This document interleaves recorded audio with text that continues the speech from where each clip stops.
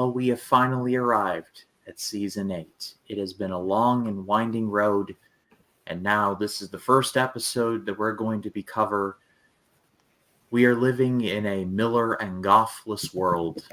Let's see what happens. But welcome to Smalltalk episode 59. I'm one-third of your co-hosts, Ryan Cam, Matt Wyatt, Jabe Collins are here. Guys, how you doing? I'm just kind of bummed. I was trying to play a joke on Matt, and he didn't fall for the fucking joke, and I was really hoping he would. It's like, damn, Matt. For context, behind people are wondering, I got him a couple of times on jokes, and he's getting clever now. It's where I was like, hey, you should dress up tonight. And he's like, since the weekend before Halloween. And then we were waiting on him, and Ryan's like, I swear to God, if he dresses up, you're the biggest dick on the planet. And then he showed like, you better be lucky. But doing great. I'm excited to see this because we've had our steak dinner. Now it's time to drink beer and pizza. Well, that's what you've told me, but for this I'm going to be keeping an open mind because I am aware that like these last two seasons are looked down upon, but I want to be proven wrong. I want to be in the minority. I want to be the one guy that's like, they weren't that bad. Like, oh, Dave from Interpreting Stars likes these last three seasons. He said each, which I mean, to be fair, they're not like all utter garbage. Like I own these seasons because I mean I like Smallville, and there are episodes that I think are really good, but then there are some episodes that are just so fucking bad. Like I will say the mid-season finale is really good. I like the mid-season finale, and there are a couple episodes in the back half, like the mid-season premiere is really good, and there are a couple of episodes in the back half that are really good, and there are some episodes in the first half of season 8 that are really, really good. But I mean, it's just there are certain episodes that just drag. That like, oh my god, what the fuck? Come on. It's like and then it retcons some shit that makes me mad. I'm not gonna say what, but just pisses me off. Matt knows what I'm talking about. Well, Matt, I hope you're feeling better. I know you've been under the weather lately. Yeah, I mean, for the past week, I have been coughing off mucus nonstop, and it was a fucking nightmare. I'm still a little bit recovering. I'm still recovering from my fucking sick, and yeah, I'm really excited to get into the premiere. I don't think you're gonna hate it as much. I think that season 8 is still good. It's just there's a lot of missing pieces, and the quality is gonna feel a lot different because it's shot on digital, and also for the production value, it's gonna feel a lot different. The tone of the superheroism, that's gonna feel a lot different than what the past 7 seasons. I hope you're feeling better. I know you said you were fine, but then you went and saw Venom: The Last Dance, and it just made you sick to your stomach. So that's why. No, that movie's bombing harder than.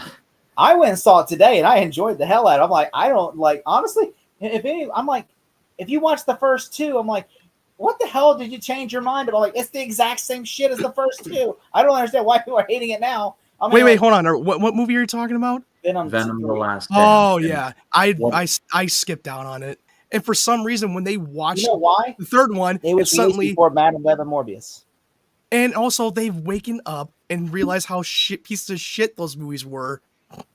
It's like I guarantee you, if Morbius and Madam Web had not come out, then people wouldn't be. People would say, "Oh, it's fun." But I think now that people are just hating on Sony, I think they're starting to see that it's gotten worse with the quality. And Morbius and Madam Web was a proven point.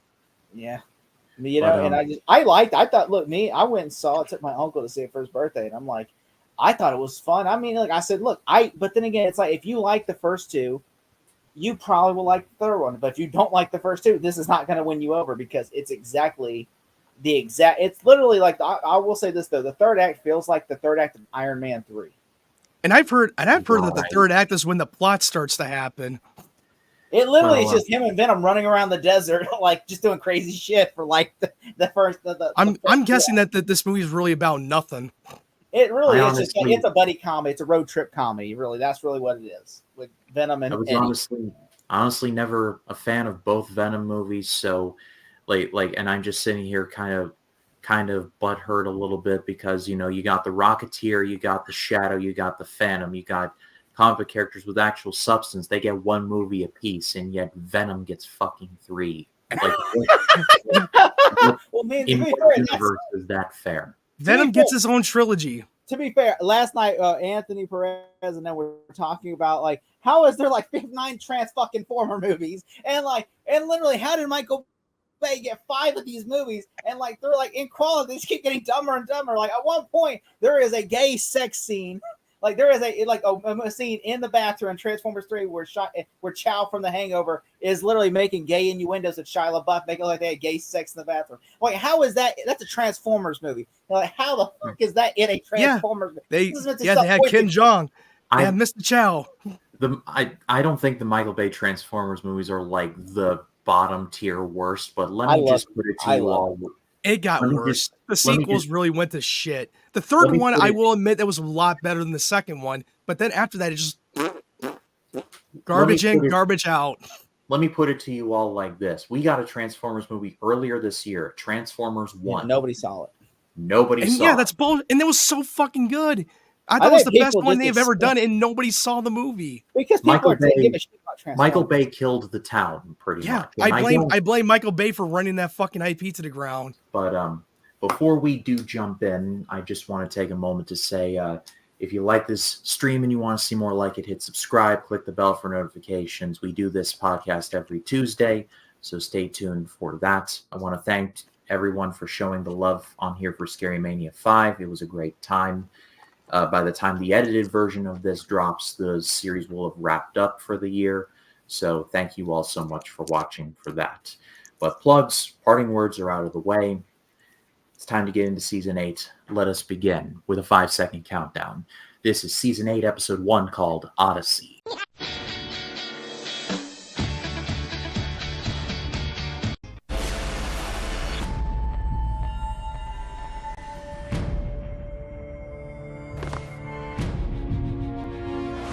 Let's do this. Park would never give up on us. We're not giving up on him. Smallville, season premiere Thursday, September 18th. We got a recap. As always. As was preordained. I legit forgot Martha Kent left last season. Me too. Oh yeah, she left at the end of season 6. She did go. But I mean the season was so good, that's why you forgot. Pour one out for Annette O'Toole. Antarctica, 4 weeks later. 4 whole weeks? Yep, time jumped 4 weeks later. Clark and Lex looking like Jack from the end of The Shining, all frozen. They're fine, Lex. Fuck. And Clark's like, just watch both of them just like frosted. You see, she said Tess Mercer. Miss Tessmacher. No, but it's a cross between Mercy Graves and Miss Tessmacher. They said they didn't want to just bring in Mercy Graves and they didn't want to just bring in Miss Tessmacher, so they merged the character together. So that is the character. They merged the names together. So that is the character from the comics and from the original Chris Reed movie, Miss Tessmacher and Mercy Graves. Interesting decision. All they did was just merge those same names as a nod and Easter egg. Don't tell me this actress's name. I know her face. Give me 1 second. I'm looking it up. I know I've seen her in something before, and it's going to be so obvious. This is... I knew it. That's Amber Gemstone from The Righteous Gemstones. That's Cassidy Freeman. Yeah, her name's Cassidy Freeman. I'm not gonna lie. Okay, look. Okay, I understand. This is a fictional show. But there's no way the Green Arrow could just show up in Antarctica with a leather suit and not be freezing his ass off. And she should be like, at least have your thermals on. Dude, he has a special jacket that keeps him warm. At least have your thermals on, dude. Come on. He's got sleeves. It was so ironic that Ellen Richardson and Jason Momoa were in the same movie together in Fast and Furious, 2 Aquaman actors. I didn't realize that until you just said that. I did not realize that. I'm like, oh, yeah. I was like, yeah, remember at the end of the movie, the plot twist, they're both working together. 2 Aquaman teaming up. My man. He saved me. Oh, here's the surprise opening credits. Wait a minute, that's Sam Witwer. You'll never find the more wretched hive of scum and villainy. We must be cautious. Yeah, that's Sam Witwer. That's freaking Darth Maul from the Clone Wars. Yeah. So they made Justin Hartley a season regular. among many things. Yeah, Wow, because what a my great first time addition. watching. Yeah, but this is the first time I've seen him in live action with Sam Witwer. Because before that, it was he played Starkiller in the Star Wars: The Force Unleashed. He is great in this season. He is great. Oh, he's a So fantastic actor. I love Sam Witwer.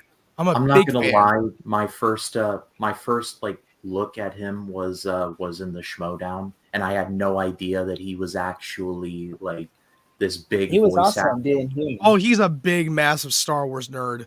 Like he knows everything. Also, Miss Lane is wearing a French maid's outfit. Yeah, sneaking into the mansion. Again, we're security guards. Non-existent security guards. Who let her in? Non-existent security guard. They can Oh, barely snap. they can barely keep this house protected. Like, what are you talking about? I do love that Tess is doing a little snappy against Lois. Yeah, I do like the Tess Mercer character. It almost seems like the showrunner tried to make her more like the female Lex Luthor persona in that show. Should we tell him? Aren't you gonna like search her first? Apparently not. You want to tell him? I don't know. I should wait till after. Well, how about we wait? How about we wait until the end of the episode? Yeah, then we'll tell him. We'll tell him everything. In the business, we call this foreshadowing. Well, it looks like Allison Mack is doing her best Lilu from Fifth Element impression. I wonder what the hell they're doing. Fifth Element was definitely in the Blockbuster Hall for not Miller and Goff, but whoever's in charge now. Kelly Sanders and Brian Patterson. Them. Did she like absorb all of Brainiac's like brainwaves? That would make a lot more sense because of her healing ability, and it backfired on Brainiac and it damaged his vessel. And somehow she somehow absorbed his abilities. I'll take the 12-month plan, please. There you go.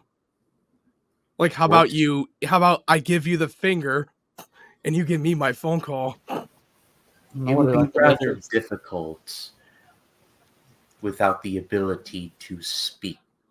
Look at us a phone call if you're unable to speak.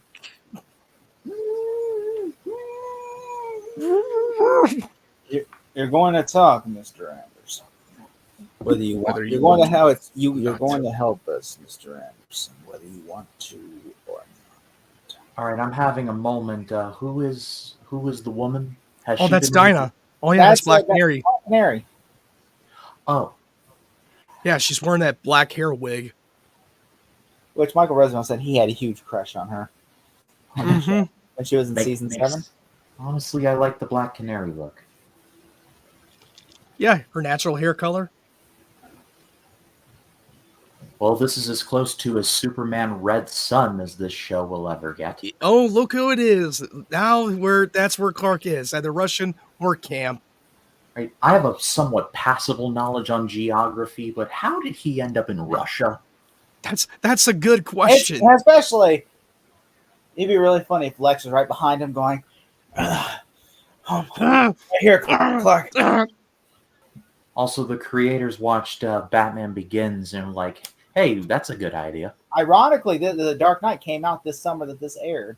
Like, this aired in, like, September 2008. Yeah, oh yeah, I did it. The fall of 2008. And DC was eating good. Oh, of course. They had really one show and one movie in theaters. I don't think that's eating good. But also, we didn't have too many superhero content. We had less. Also, we were eating good. We had one Marvel movie came out in 2008. Then we had another DC film, The Dark Knight. Then we got Smallville, the series, the DC series. We had one show and one TV show. And yeah, one show. One TV show and one movie. Clark, now's the time to like use your powers now. Like, you're in the middle of nowhere, Russia. No one's gonna tattle on you. Yeah, you saw this boy. He was with a bald man, and the bald man were helping him stack up stuff. I'm sorry. He was with the bald man. It was a bald man. It was with the bald man. I still think it would have been the funniest thing to have Clark and Lex just like having to move stuff. And he's like, Clark. That would have been cool to see both of them at the camp, where now they got stuck together. And see, this guy right here is Lex Luthor's bodyguard. Remember, he was in the last season. Yeah, that's the same bodyguard. Remember, imagine Lois. I would love to see Lois having to have him sign her paychecks. Like Lois brings the paycheck in, and Lex's bodyguard's signing it. Like,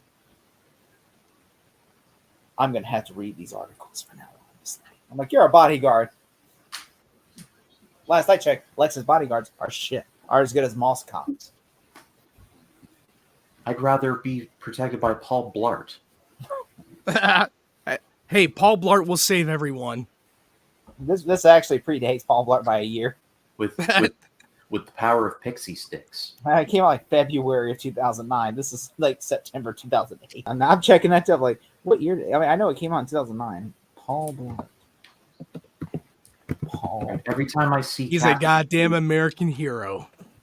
Every time I see Cassidy Freeman, I just think she's going to go curse out Judy Gemstone or something. Weekend after Taken. Don't know what you want. And you know, it made a lot of money too. It made almost $200 million on a budget like $38 million. Yeah, Kevin James was like on top of the world, like King of Queens. He was in everything in comedy, especially with Adam Sandler's movies. Adam Sandler put him on the map in a big way. He did. And you remember in Grown Ups that Kevin James's character Kevin James' character was written for Chris Farley, which before he passed away, they shelved that script for Grown Ups. It makes all the sense in the world. Because that was meant for Chris Farley for his character. I think, honestly, Kevin James should really he owes it. He owes it to Adam Sandler. In case we're confused, we're in Greenland. There are buildings in Greenland? And also, where are all the guards?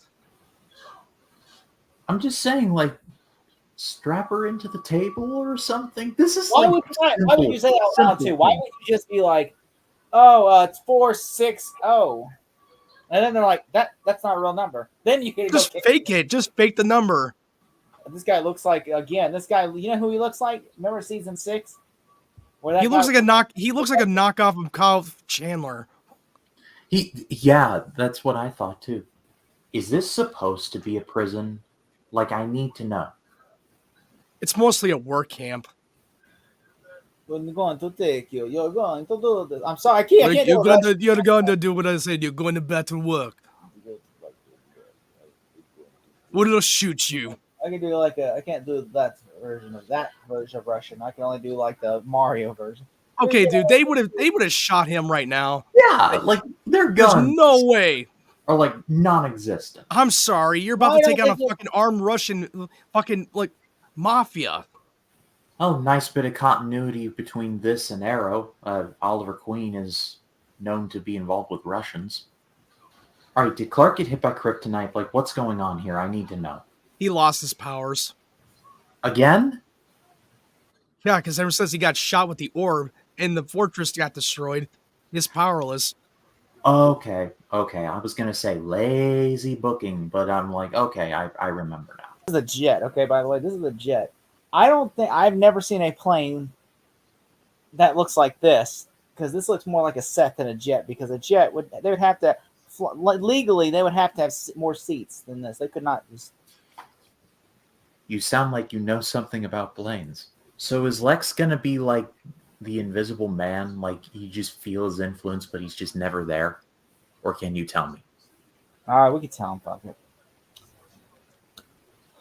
Michael Rosenbaum left the show after season 7. You what? Come on, man, that's garbage. Yeah, his contract was up after season 7, and he didn't renew it because he didn't want to. He wanted to move on and do something else because he got done this for 7 years. But also, the network tried to renegotiate with him, but giving him the same pay that he's been paid the same amount for the past 7 years. He was like, "No, I don't want to get this. No, I feel like I should deserve a raise after playing an iconic character for 7 years. Fuck that shit."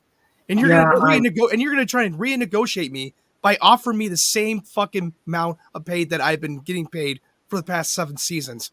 Go fuck yourself. But I mean, also he said, to be fair, he did say also he was before they it wasn't even because the money at first. Originally, he was just like, I killed my dad. I became Lex Luthor. What am I going to do the next? And also, seasons? but also he just wanted to do something else. Superman. He wanted to pursue in directing. He wanted to pursue in comedy.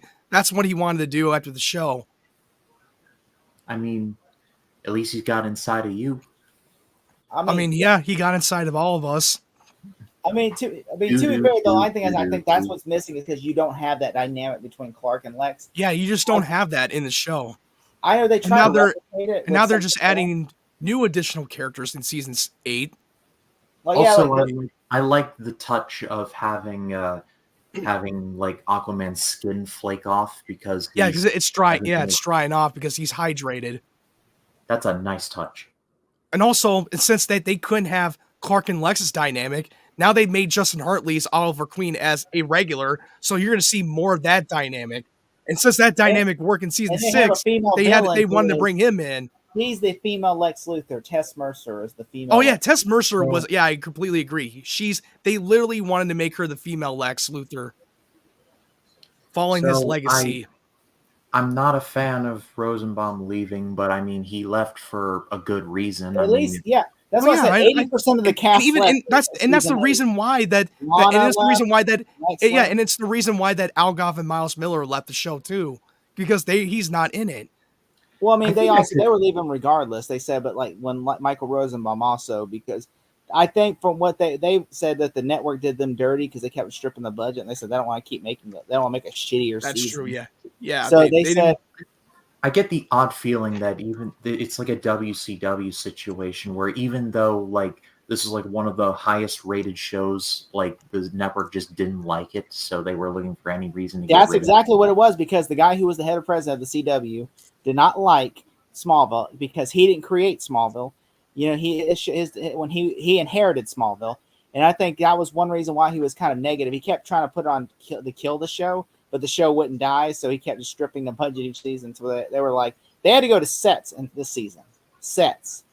I can tell. Yeah, because they literally had to shoot in studio lot. Because when they were in Metropolis, majority of the last 3 seasons, they're not in real location. They're in studio lot when they're at nighttime or daytime, and you could tell that there's not many extras around. Which, I mean, I will say that does hurt the quality because Al and Miles, they did say that they were going to leave regardless. And I think Michael Rosenbaum said he only signed on for 6 seasons. And then he did a 7th season just so that way he could send off Lex, to send Lex off. Pretty much. I mean, what a way to send him off. I mean, they announced his departure for the show during season 7's run. I remember that time when I was watching those episodes when it was still airing, and they announced Michael Rosenbaum's departure. Comic-Con of 2008. I was like, wait, what? Like, he's leaving the show? Like, Michael Rosenbaum's gone? What? I was so pissed. Ryan just this world shattered. It's like, what? I mean, I wanted to say something, but you told me that we had to wait. Because I remember when they did that when they were still doing season 7 and they announced his departure. I mean, it's sad, but I mean, I can't necessarily argue with Rosenbaum's reasoning. I mean, if you're like not gonna have him, like if you're not gonna bump him in his pay and just like, dude, if they would have offered him more money, in which he deserves that kind of money and raise after all the hard work that he had to do for that show, yeah, hell yeah, I don't blame him for saying like fuck on off. Katie Cassidy's podcast or Katie Sackhoff's podcast. He said he really told him. He said, "Look, I want to do other things," and he said that he told him, "Just give me a number." He said, even though he said I didn't expect him maybe 3, but then they sent the exact same offer. They said he might have. He said if they would offer him 10 times the salary, he would have absolutely took it. He said, He's like, I'll come back and I'll be committed for the last 3 seasons. But he said but he was expecting like, they're gonna offer me 2. No, he wasn't expecting them to give them that much. It's like, I'm probably gonna say no, so give me a number.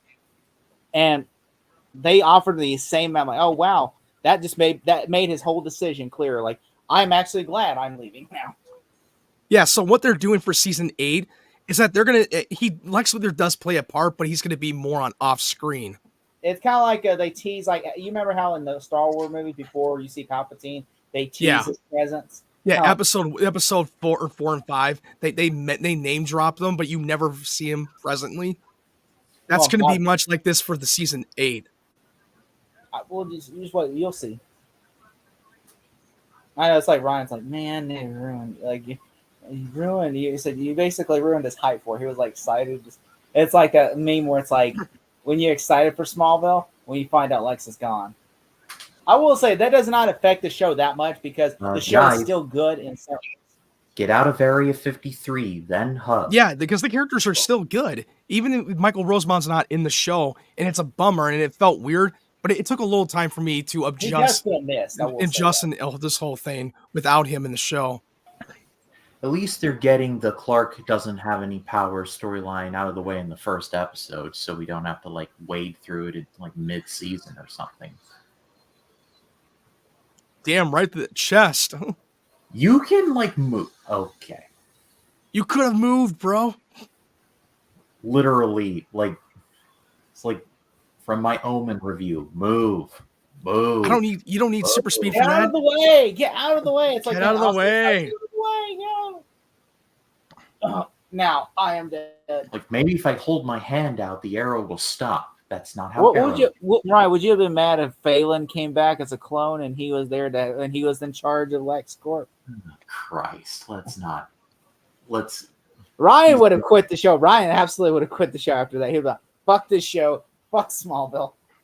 It ended after season. Smallville, 7. we're done. Starting up next week, Natural Talk. We're starting Supernatural on the double. Phelan's like, "I am back, Clark. Evil. And a billionaire. I'm gonna audit you, Clark." You're full of kryptonite too, Chloe. Come on. She doesn't have her healing ability.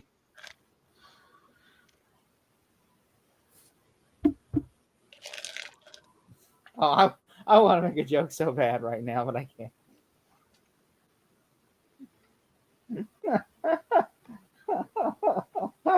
I'm just gonna DM it to you guys, okay? In the private chat. Yeah, you just killed him. You just killed him, Oliver. Great job. How the hell did you get back though? Did you just float in space and like, Clark? Yeah, I know. Clark! How the fuck did he manage to get back if he got stripped of his powers from the sun? You just grab Clark by his feet and just like, How he's like, oh. Why didn't he have one hell of a sunburn? And I know Kryptonian skin. I know. I'm just being pedantic. Back at the Luthor Mansion, new name pending. No, it's still going to be the Luthor Mansion. She's just now taking over Luthor Corp in Lex's absence. By the way, I would be pissed off if somebody was staying in my mansion. Like to me, it's like you have no right to be here, though. That's the thing I would say. Like, I'm like, to me, it'd be like okay, it'd be like Steve Jobs or not Steve Jobs. Okay, who's the fucking guy? Amazon, Jeff Bezos. It'd be like if Jeff Bezos was missing, and I went to his mansion, and then I just basically said, he's missing, so I'm gonna stay here now. Y'all work for me. I'm sleeping in his house. It's different because it's his mansion. I mean, it's different between his, what I'm saying, being the CEO of Luthor Corp. It's different being CEO, but then you're staying in the CEO's house. That's weird. Okay, that's where I'm like, okay, that's kind of weird. Wouldn't you agree, Ryan? Run that by me again. All right, so imagine, Jeff Bezos, okay, is missing, and you become CEO, okay? But then you're going, not only are you running the company, you're going working in his office, you're also staying in his house now, in his own mansion that he owns that has no association with the company whatsoever. Just his own. Oh, look at that. She has the crystal. That's the crystal that built the Fortress of Solitude.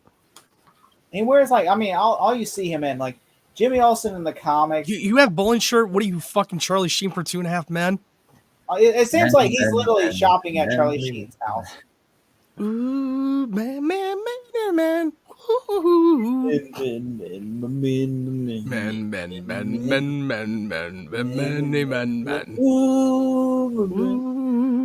Coming soon to the channel, Talking Men.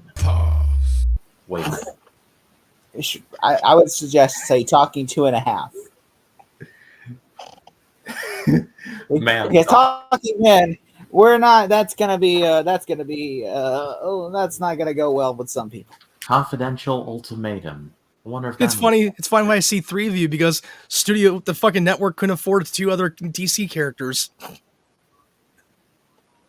Yeah, they couldn't afford Flash or Cyborg.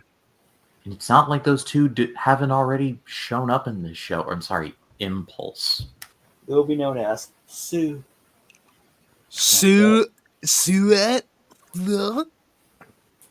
He'll be known as Soup. He'll be known as Soup. Soup. Like chicken noodle. He'll be walking around. Soups. Oh God, not that. You'll be making screaming trailer reactions next. See, they're literally shooting in the studio a lot. Look at that. This is an angry video game nerd. The finest backlot that money can buy. And you can see that the CG buildings in the background are tweaked. I hate that they dyed her hair brown. I kind of dug that. I'm not gonna lie. Nah, it looks kind of hot. I thought she looks much better when she keep your dick in your pants, Ryan. Okay, come on. I am soaking wet right now. It's like, oh my God, they made Lois Lane a brunette. There's no way a farm boy with no journalistic degree can get that high up. But if you're Superman, you can. Why do you just type up a fake resume and he's like, Chloe, hack into this? He could have came up with a fake resume, or he could have had journalism at the Torch. Yeah, those are the 4 showrunners now. Those are the 4 showrunners. Yeah, you're right. Yeah, those are the executive producers that popped up Ryan before. Pedersen, Kelly Sanders, Todd Slavic, and Darren Swimmer. I cannot believe you actually remember every one of them. I literally just looked at the TV, dude. I mean, it's not that hard. I can't even remember all their fucking names. All right, so that was episode 1. That was season 8, episode 1, and we're off to a good start. I can tell the show's kind of been defanged a little bit. They raped the show. All right, well, that's a little bit of a strong word. Let's not go quite that far. Let's not go that He far. likes to say that word a lot. No, it's that word a lot. You sick little bastard. No, I'm not like the South Park guys. I'm not gonna have like Tom Welling. Like, remember? You might as well be Cartman from South Park, the foul mouth. I'm not gonna have Tom Welling in a cartoon image of Tom Welling getting raped by the new showrunner. That's like saying George Lucas raped my childhood from South Park bit. If you watch South Park, remember that South Park episode where they're raping Harrison Ford? Was it Harrison Ford or was it George Lucas or Spielberg? Yeah, George Lucas and Steven Spielberg raped Harrison Ford because they said the kids go see Indiana Jones and the Kingdom of the Crystal Skull, and they were describing it as it's like being raped. And then basically every time they describe it, they show like Deliverance, and Harrison Ford's getting raped by George Lucas and Steven Spielberg. Oh God! You were like, leave him alone, leave Harrison Ford alone. Well, on that very pleasant note, let's go to scores. Jacob, 1 to 10. I'm gonna say it's a 6 out of 10. All right, Matt, what about you? Yeah, I'm gonna give it a 6. It was an okay, decent start. It's not better than season 7. I'll go 6.5. This is definitely the weakest of the season premieres by a lot. And I could feel it. They could have done anything, and they chose to be like, "Oh, that's Chloe running around," and I'm just like, I feel like honestly, this is the best you could think of. This was the best you could do. Yeah, and you want to know how Clark ended up in the Russian war camp? How he got out of the rubble of the 2 feet of snow from the fortress. He hiked as long as he could out in the freezing cold with his fucking jacket and t-shirt on when he has no fucking powers. Then he woke up in the fishing boat. He didn't even have his jacket on, remember, because they found the jacket. Oh, no, yeah. He walked with his fucking t-shirt on. And he woke up in the fishing boat in the middle of the Arctic Ocean. And that's all that we know. I feel like I feel like Marty McFly in Back to the Future when he sees the little model car catch on fire and then crash into the thing, and he's like, "You're instilling me with a lot of confidence, Doc." Yeah, and like I just wish they would have addressed it a little bit better. It kind of felt like a little bit of a plot hole to me. I kind of wonder what now out Gotham Miller. He should have been dead. He should have been dead hiking out in that fucking freezing in the Arctic. I'm sorry. I truly think if they would have stayed, I think Rosenbaum probably would have stayed because they probably could have convinced him to stay. But I feel like the new showrunners were probably like, huh? I'm sure they could have. I mean, I'm sure, like, because I feel like once they left, and then I think because what happened was Tom Welling explained. What happened was everybody was leaving, like Christina, everybody's contract. Like Tom Welling even said he was considered leaving too. Like he said, everybody was considered leaving. He said, and what happened was the writer's strike happened, and then he was like, man, I'm done playing Clark. I kind of want to do other things. And then of course the writer's strike happened, and he's like, you know what? I'm gonna stay playing Clark because I want to keep my job. Because being out of work sucks. And so, so that's why he stayed on Smallville. He said he almost didn't, though. He said the writers would never have it. He would have quit Smallville. Yeah, most of the cast were considering leaving the show. Like everybody, like Erica Durance and Allison Mack were returning, but like John Glover was leaving. They said Michael Rosenbaum was leaving and Christina Krunk was leaving. And so basically, it was like it's like two of the three are really what you want to stay. Like I would like Michael Rosenbaum to stay because I'm like, it would have been really nice to have. But then I understand, like, Michael Rosenbaum's like, look, I'm done. Alan Miles are leaving, and it's like, it felt like this season's kind of like a new beginning because it's like, you got new showrunners. Yeah. At least they don't have the Lana bullshit, Clark and Lana bullshit. Oh, yeah. It could be worse. But because in this season, now that Clark is now working alongside with Lois at the Daily Planet, and we're going to see a lot of the dynamic between Lois and Clark, which that's one of my favorite parts of that season, is that they're continuing. I mean, if you look on the DVD cover, if you look relationship, on the Blu-ray cover, you can literally see Clark standing right there like this. It's on the Blu-ray cover for season 8. He does his little, he does his little stoic crossing arm alongside with Lois, looking in her red dress. Well, like this. I pass it off to all of you watching. What do you think of the episode? Let us know in the comments. We'd love to read what you have to say. Collins, what do you got coming up? I'm joining y'all in the watch along for Thursday for Halloween on. Wednesday, tomorrow night, me and Jacob Martin are doing Halloween 2 watch along. And then Thursday, I'm joining y'all for the Rocky Horror Picture watch along. And then Friday, I'm going to be dropping a review for Venom Save the Last Dance. All right. Jacob's link in the description. Matt White, your link tree's in the description. What do you got coming up? Well, I don't really have that much going on this week. I mean, I was still recovering because I got sick, but I still got it.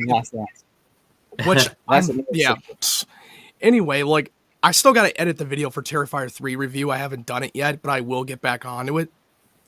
Ryan, have you not seen that yet? No, I told you I'm behind, dude. Like October's been a well, get your ass going, man. We did our part. You got to do your part, bitch. Come on. I am one man alone editing all of this content for this channel, but I digress. But speaking of content, by the time the edited version of this drops, Scary Mania 5 will have officially ended. I wrapped up covering Psycho 98, The Last Broadcast, and Existenz, so be on the lookout for those.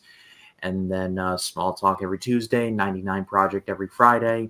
November and December are going to be kind of chiller months for me, but I'm still doing Smalltalk, 99 Project. Those aren't going anywhere. So stay tuned for all of that, and then some and more as we go into 2025.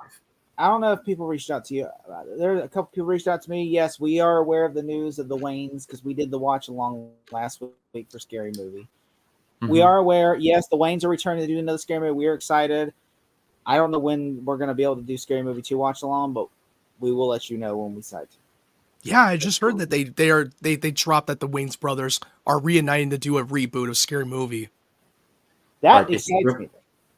I'm hopeful, but I'm hoping that if they're going to do another one, I hope they deliver the comedy and hopefully capture the spirit of what they did before. But I'm at the same time a little bit apprehensive that can they really capture that magic again? These are also when it comes to comedy. These are also the same Wayans that did 50 Shades of Black, lest we forget. Well, actually, one of them, not all of them. That they said that the only things they've all done together is White Chicks, Little Man, and I believe they did one more movie together. I know they didn't do Dance Flick and all that. That was done by the other Wayans. No. Dance Flick. I know 50 Shades of Black was done by Marlon. Marlon's been doing a lot of movies on his own. Didn't he do the Haunted House? Yeah. He did a Haunted House in 1 and 2 by himself, and then he did a lot of movies by himself. But yeah, I mean, I'm happy that, they're returning to Scary Movie, like all three of them. It's not just like, one of them, because I was worried that, like, when I said the Wayne, I'm like, is it Marlon Wayans? I'm like, I hope they do it. I hope if they're doing another one, they do it right, because right now comedy spoofs are pretty much dead, and that they put out, because a lot of those spoof movies have been fucking awful. Yeah. They've been even literally more the last movie was movies they're parodying. Super when fast. was the last time you ever seen a really great spoof movies? Oh, Meet the Epic Movie was the best one. I mean, really, it's a movie that you can hate and love, but you can laugh about it.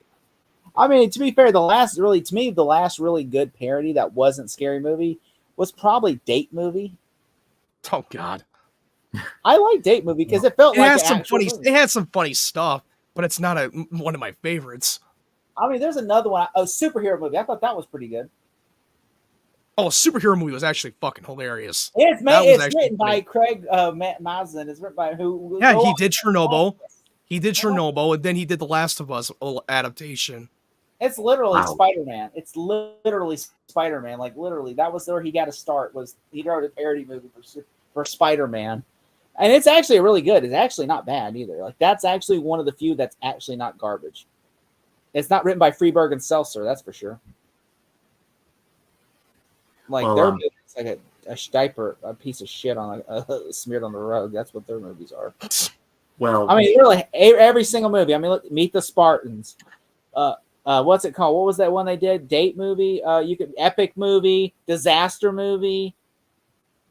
Like, yeah, what the Freiberg and Seltzer are hacks. No getting around. They didn't even write Scary Movie 1. They've been writing off this. Marlon was pissed because the Weinsteins, they wrote a script. Them and Buddy Hall, another writer of theirs from the Wayne Brothers show, they wrote the script themselves. And then the Weinsteins hired these clowns to write a competing Scream script, parody script. And then they took one joke. They purchased the script, used one joke in the movie, and then they got credit for the whole movie. Like, they didn't even write the damn movie. Well, on that note, we will be signing off now. But for Jacob Collins, for Matt Wyatt, my name is Ryan Cam. It's a privilege to do this show every Tuesday. For Truth, for Justice, for the American Way, always hold on to Smallville. You all have a very good night. And keep it tucked back.